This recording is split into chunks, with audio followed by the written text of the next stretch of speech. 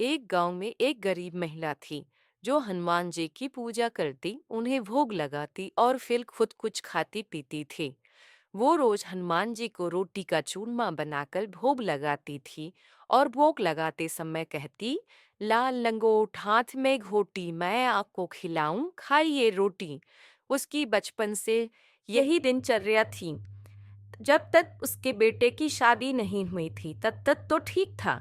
परंतु बाद में एक दिन उसकी बहू ने उसे टोका और बोली, माता जी, घर में खाने को तो भोजन नहीं है और आपको हनुमान जी को भोग लगाने की धुन सवार है।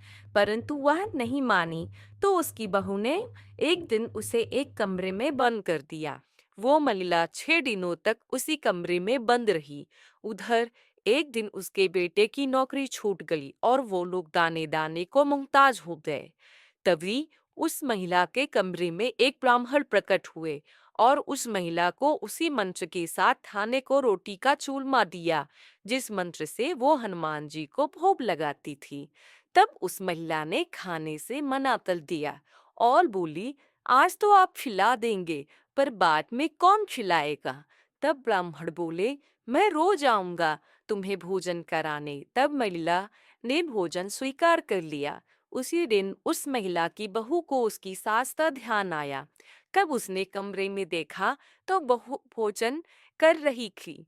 ये देख कर बहू को बहुत गुस्सा आया और उसने ताना मारते हुए कहा, क्यों सासू माँ, अब मंदिर नहीं जाओगी, हनुमान जी को भोग नहीं लगाओगी? तब वह महिला बोली, मैं तो मरते दम तक मंदिर जाऊंगी और हनुमान जी को भोग भी लगाऊंगी। फिर बहू ने भोजन के बारे में पूछा। तब महिला ने हनुमान जी की कृपा की सारी बात बता दी। यह सुनकर बहू को हनुमान जी की कृपा और अपनी सास की सच्ची भक्ति का एहसास हुआ और वो अपनी सास के पैरों में गिर पड़ी। और उसी दिन से सास और बहू दोनों ने हनुमान जी को भोग लगाने का नियम ले लिया।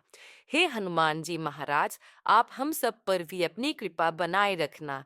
बोलिए हनुमान जी महाराज की जय।